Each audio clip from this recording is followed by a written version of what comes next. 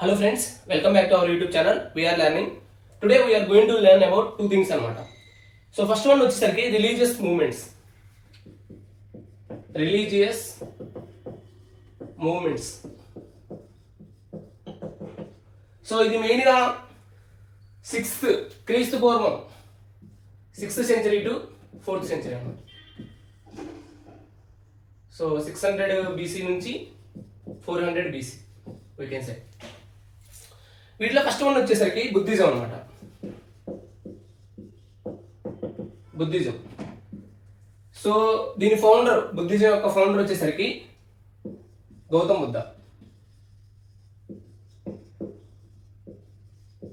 Buddha. Next ఈయన 563 BCలో జన్మించారు అనమాట. సో అంటే క్రీస్తు పూర్వం 563లో జన్మించారు. వైశాఖ పూర్ణిమ రోజు జన్మించారనమాట. అందుకే మనం బుద్ధ వెసక్ డే అని జరుపుకుంటూ ఉంటాం అనమాట. అండ్ ఎక్కడ జన్మించారంటే లుంబిని వనం. సో ఇది నేపాల్లో ఉందన్నమాట. నేపాల్ కంట్రీలో ఉంది. నెక్స్ట్ ఈయన శక్య క్షత్రియ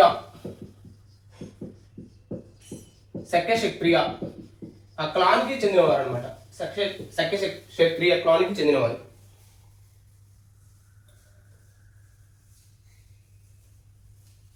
నెక్స్ట్ గౌతమ్ బుద్ధ ఫాదర్ వచ్చేసరికి శుద్ధోదన.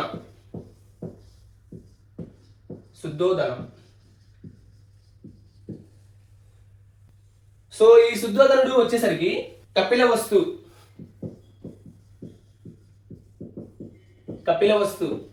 కింగ్డమ్ కి చెందినవారు అనమాట శుద్ధోదనుడు.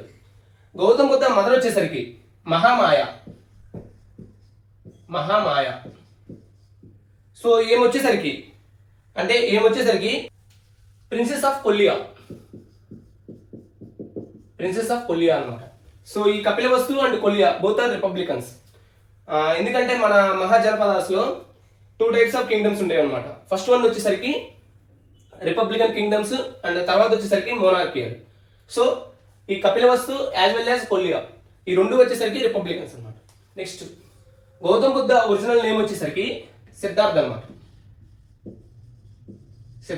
సో ఆయన పుట్టినప్పుడు ఆయన గౌతమ్ బుద్ధుడికి పెట్టిన పేరు సిద్ధార్థ్ అనమాట. తర్వాత వాళ్ళ మదర్ చనిపోతారు అనమాట. ఎవరు? మహామాయ గారు చనిపోతారు. చనిపోయిన తర్వాత వాళ్ళ స్టెప్ మదర్ ఆయన్ని పెంచుతారు అనమాట. సో ఆమె పేరు వచ్చేసరికి మహాప్రజాపతి గౌతమి. అందుకని ఈ గౌతమి కదా ఆయన గౌతమ అనే పేరు తీసుకుంటాడు అనమాట. అలా గౌతమ బుద్ధుడు అయ్యాడు. గౌతమ బుద్ధుడి వాళ్ళ వైఫ్ పేరు వచ్చేసరికి యశోధర. సో ఇది చాలా ఇంపార్టెంట్ అనమాట. ఎందుకంటే వర్ధమాన మహావీరుడు వాళ్ళ వైఫ్ నేమ్ వచ్చేసరికి యశోద. బట్ గౌతమ బుద్ధుడు వాళ్ళ వైఫ్ నేమ్ వచ్చేసరికి యశోద. ఈమె ఎవరయ్యా అంటే, ఈ యశోధర ఎవరయ్యా అంటే princess of Satya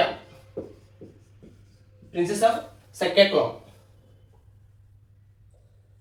and Gautama బుద్ధుడి వాళ్ళ కొడుకు, గౌతమ బుద్ధుడికి ఒక సన్ ఉంటాడు అనమాట. సన్ నేమ్ వచ్చేసరికి రాహుల్. సో మనం చిన్నప్పుడు చదువుకొని ఉంటాము 10th క్లాస్ ఆ టైంలో. సో గౌతమ బుద్ధుడు అడవులకు వెళ్ళేటప్పుడు రాహులుడు యాజ్ వెల్ యాజ్ యశోధర ఎంత బాధపడతారనేసి దాంట్లో ఉంటుందన్నమాట ఆ లెసన్లో. నెక్స్ట్ ఈయన మెయిన్గా ఏంటంటే 4 sides, ఒక 4 things చూస్తాడనమాట. ఫస్ట్ వన్ వచ్చేసరికి ఓల్డ్ మ్యాన్, తర్వాత deceased person and dead body and anaesthetic. So ఈ నలుగురిని చూసేసి ఆయన కెరీర్లో ఒక టర్నింగ్ పాయింట్ అవుతుంది అనమాట. ఆ తర్వాత ఎట్ ద ఏజ్ ఆఫ్ 29 ఈయన ఏం చేస్తాడంటే టు అటైన్ మోక్ష స్టార్ట్ అవుతాడు అనమాట హోమ్ నుంచి. సో దాన్ని ఏమంటారంటే మహాభి నిష్క్రమణ, గ్రేట్ గోయింగ్ ఫోర్త్, మహాభి నిష్క్రమణ అంటారు. తర్వాత he became a wandering ascetic. So ఒక సాధు లేదా ఒక యోగిలాగా మారిపోతారు అనమాట. And his first teacher was Alara Kalama. So ఆయన ఫస్ట్ టీచర్ వచ్చేసరికి అలార కలమ.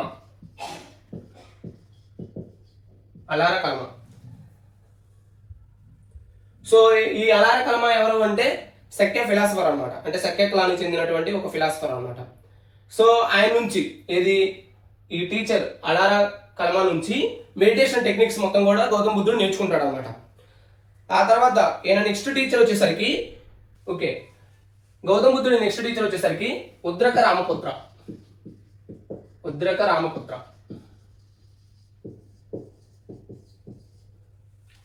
సో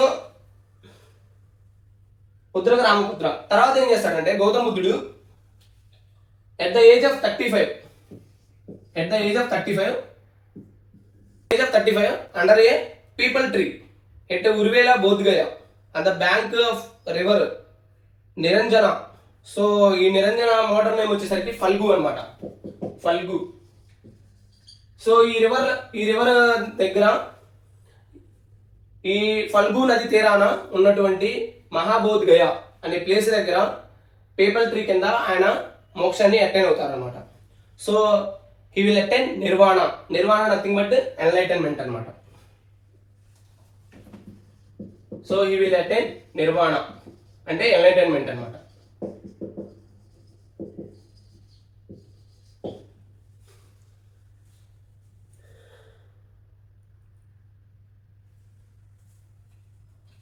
సో ఈ ఎన్లైటన్మెంట్ అటైన్ అవడానికి, నిర్వాణ అటైన్ అవడానికి ఆయన 49 days కంటిన్యూస్ గా మెడిటేషన్ లో ఉండిపోతారు అనమాట, next Gautam Buddha delivered first speech అంటే ఫస్ట్ సెర్మన్ ఎట్ సారానాథ్ అనమాట. సో సారానాథ్, ఈ సారానాథ్ ఏంటంటే యూపీలో ఉందన్నమాట. సో అక్కడ ఫస్ట్ సెర్మన్ అనేది ఇస్తారనమాట.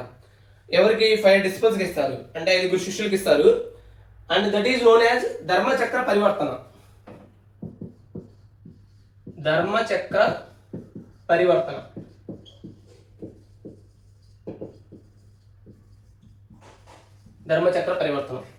Turning wheel of the law. And Gautam బుద్ధుడు వచ్చేసరికి 80 years ఉన్నప్పుడు చనిపోతారు అనమాట. అంటే 483 BC, క్రీస్తు పూర్వం 483లో చనిపోతారు అనమాట. ఇది ఎక్కడ చనిపోతారా అంటే కుషీనగర్. ఇది వచ్చేసరికి ప్రజెంట్ యూపీలో ఉందన్నమాట, కుషీనగర్.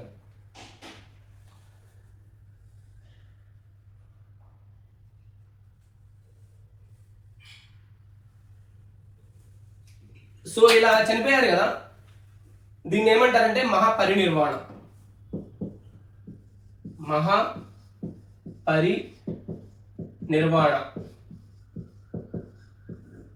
సో ఈ వర్డ్స్ చాలా ఇంపార్టెంట్ అనమాట. ఈ ధర్మచక్ర పరివర్తన ఆయన ఫస్ట్ సెర్మన్ ఇచ్చినప్పుడు, నెక్స్ట్ మహాపరినిర్వాణ అంటే ఆయన చనిపోయినప్పుడు, and at the same time Mahabhinishkramana ఆయన మోక్షం కోసం స్టార్ట్ అవుతారు కదా at the age of 29. So ఆ వర్డ్స్ అనేవి చాలా ఇంపార్టెంట్ అనమాట. నెక్స్ట్ ఇప్పుడు బుద్ధుడి గురించి మరికొన్ని విషయాలు తెలుసుకుందాం. సో ఈయన్ని లైట్ ఆఫ్ ఏషియా అంటారు. లైట్ ఆఫ్ ఏషియా అంటే గౌతమ బుద్ధుడు అనమాట. నెక్స్ట్ ఈయన బుద్ధాస్ హార్స్ వచ్చేసరికి కాంతక్.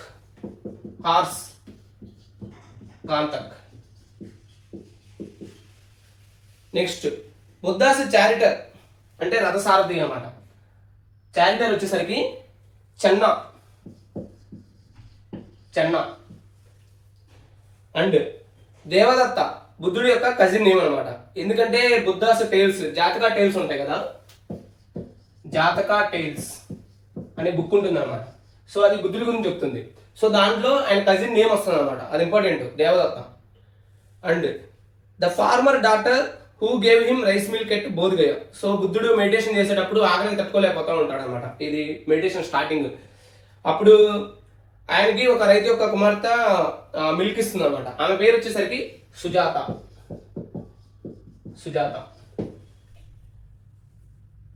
నెక్స్ట్ బుద్ధుడికి డిఫరెంట్ నేమ్స్ ఉన్నాయన్నమాట. మనం ఆల్రెడీ చెప్పుకున్నాం, సిద్ధార్థ అనేది చైల్డ్హుడ్ నేమ్. అండ్ ఈయన్నే శక్యముని అంటారనమాట. శక్యముని.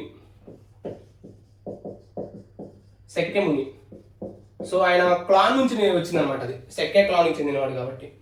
ఫ్రెండ్స్ మరికొన్ని విషయాలు మనం నెక్స్ట్ వీడియోలో తెలుసుకుందామండి. Thank you.